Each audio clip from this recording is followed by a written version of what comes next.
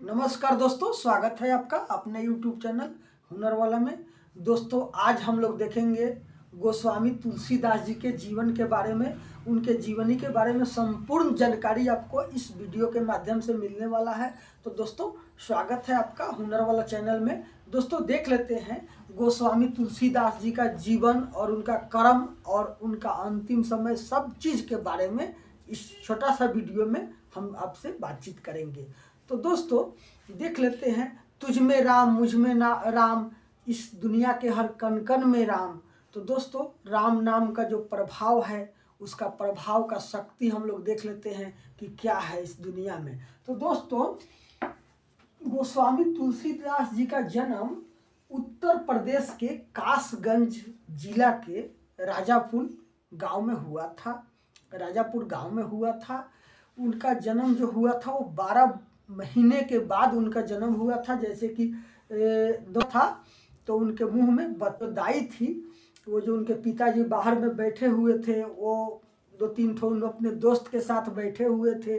जो दोस्त लोग उनका कष्ट और उनका चिंता दूर करने के लिए आपस में बात कर रहे थे, तो वो चुनिया दाई जाकर के उनको सूचना देती है कि पंडित जी, आपके घर में बालक का जन्म हुआ है और वो बालक स्वस्थ है।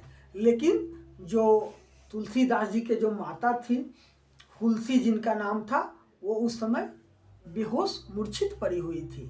तो ये सुनकर राम दुबे जी थे। फिर जब पत्नी के क्रियाक्रम करने के बाद में ब्राह्मण को बुला करके उन्होंने पोथी पे पंडित जी देखने के लिए सबको नाश कर देगा, इसका बहुत ही बुरा।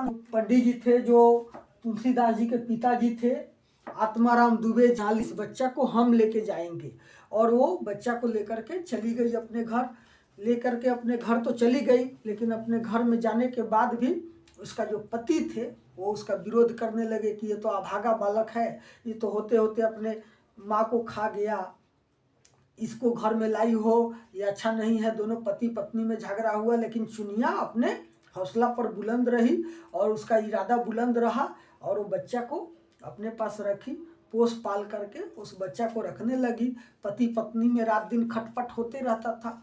फिर क्या हुआ दोस्तों, कुछ दिन बाद में चुनिया का तबीयत खराब हो गया और चुनिया भी चल बसी।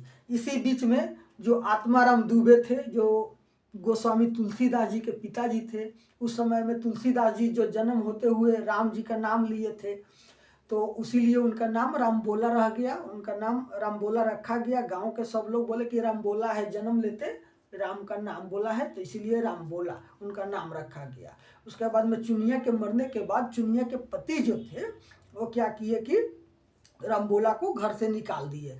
रामबोला 11 वर्ष की उम्र में एक वृक्ष के पास जाके सो जाता है बेचारा। जब रात को भूख लगता है तो इधर उधर जाता है, लेकिन उस गांव में पूरा सब लोग को, राजापुर गांव का नाम है, वहाँ सब लोग बोलते थे कि यह अभागा है, इसका जो मदद करेगा वो अच्छा नहीं रहेगा, उसके साथ अमंगल ही होगा। क्योंकि ये लड़का जन्म लेते ही इसके माँ मर गई, कुछ दिन बाद इसके पिताजी मर गए, जो चुनिया दाई थी जो इसको पोस पाल के बड़ा कर रही थी वो भी मर गई। ऐसे करके कोई उसको खाना नहीं दे रहा है रामबोला को। रामबोला एक घर में गया जहाँ पर एक औरत जो नहीं समझी कि ये कौन है, वो समझी एक बालक है और गई खाना लाने। तो उसका सास बोली, अरे खाना मत देना, वो रामबोला है, वो बहुत ही अभागा लड़का है, वो बहुत ही अभागा उसका तकदीर में है, जो उसको साथ देगा उसके साथ में अमंगल होगा। ये सोच करके वो भी औरत खाना नहीं दी। ऐसे करके रोते हुए बिलखते हुए तुलसीदास भी अपना चिंता किए कि मैं आज से किसी के द्वार पर नहीं जाऊंगा, किसी के यहाँ कुछ मांगने नहीं जाऊंगा। ऐसे करके वो रहने लगे। लेकिन पेट में जब आग लगता है दोस्तों, जब भूख लगता है तो कुछ नहीं सूझता है। ऐसे करके वो रोते हुए एक मंदिर में गए और मंदिर में जा कर के रो रहे थे और भगवान को नमस्कार कर रहे थे।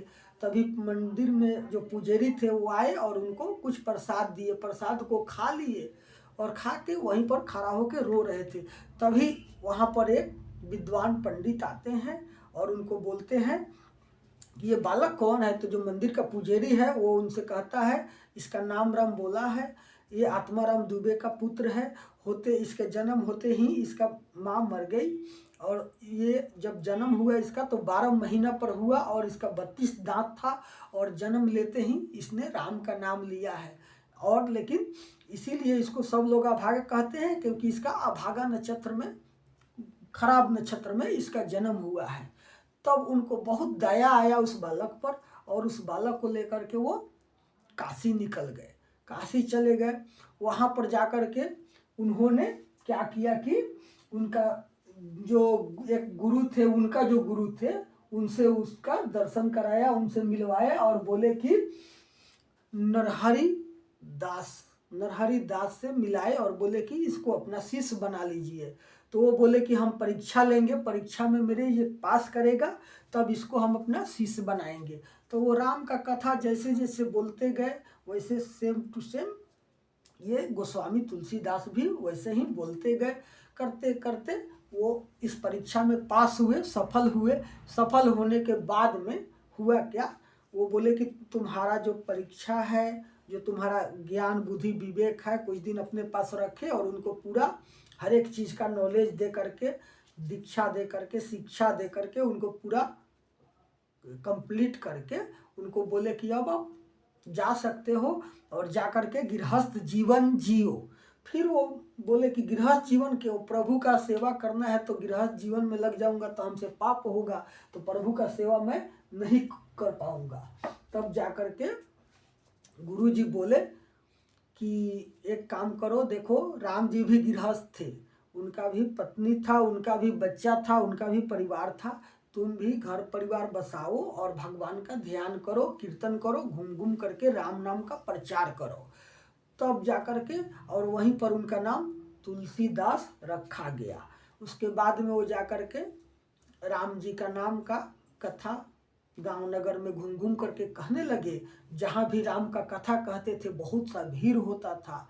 ऐसे करके उनका जो कथा कहने का जो उनका तरीका, कथा में मन लगन से बैठ के जब तक उनका कथा खत्म नहीं होता था कोई वहाँ से हिलता नहीं था।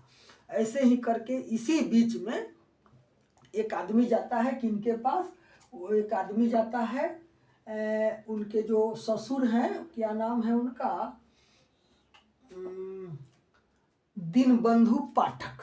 दीनबंधु पाठक के यहाँ जाता है। उनका एक सुंदर कन्या है जिसका नाम है रत्नावली। जाकर के बोलता है कि तुम अपने बच्ची के लिए जो अपने कन्या के लिए खूब बढ़िया वर खोज रहे हो, तो ये तुलसीदास से बढ़िया वर तुमको नहीं मिलेगा, तुम तुलसीदास से अपने बच्ची का शादी कर दो। तो वो जो दीनबंधु पाठक जो थे वो बोले कि इसके पास क्या है, इसके पास तो कुछ संपत्ति नहीं है, इसके यहाँ शादी करके हम अपने बच्ची को कष्ट में नहीं डाल सकते हैं। तो जो आदमी जाता है वो समझाता है कि देखो ब्राह्मण का सबसे बड़ा प्रॉपर्टी उसका संपत्ति, उसका ज्ञान बुद्धि विवेक होता है, और ये तुलसीदास बहुत ही बुद्धिमान है, बहुत ही ज्ञानवान है, इसके पास बहुत ही बुद्धि है, तुम इससे अपने बच्ची का शादी कर दो, तुमको कोई दिक्कत तुम्हारे बच्ची को नहीं होगा। यही सुन करके क्या होता है, रत्नावली के साथ तुलसीदास गोस्वामी जी का शादी हो जाता है। शादी होने के बाद में दोस्तों क्या होता है, शादी होने के बाद में ये कथा घूम घूम करके तो अपने नगर में कह रहे हैं। करते करते ये कुछ दूर चले गए कथा कहने के लिए। तो पत्नी के यहाँ क्या था, भाई फोटा एक मतलब रक्षाबंधन का तरह का तरीके पर्व था, जो नैहर से बुलावा आया कि चलना है तुमको। ये बोली, रत्नावली बोली कि नहीं हम कैसे जाएंगे, अभी तो वो भी घर पर नहीं है। तो बोला लो कि वो उनके लिए लेटर लिख के रख दो और चलो घर पर, तुम्हारे पिताजी का तबीयत खराब है और घर में भी पर्व है। तो ऐसे कह के उनको रत्नावली को लेके चला जाता है लोग। चला जाने के बाद में जब, और रत्नावली जाने के पहले एक लेटर लिख के जाती है कि आप चिंता नहीं करिएगा, मैं 2 दिन में वापस आ जाऊंगी, और कह करके वो चली जाती हैं। जाने के बाद में क्या होता है, तुलसीदास गोस्वामी जब आते हैं तीर्थ से घूम करके प्रवचन कथा कह के, तो देखते हैं कि घर में रत्नावली नहीं है। पत्नी को बहुत प्यार करते थे, बहुत मान दुलार करते थे। तब देख करके वो बेचैन हो जाते हैं। फिर खोजते हैं तो एक लेटर मिल जाता है। लेटर में लिखा हुआ रहता है, आप चिंता मत करिएगा, मैं 2 दिन में वापस आ जाऊंगी। लेकिन रात को अकेला उस घर में उनको तो भयानक सा लगा।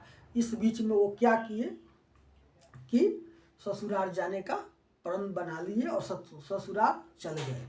अंधेरा रात था, अंधेरी रात में वो ससुराल के लिए निकल गए।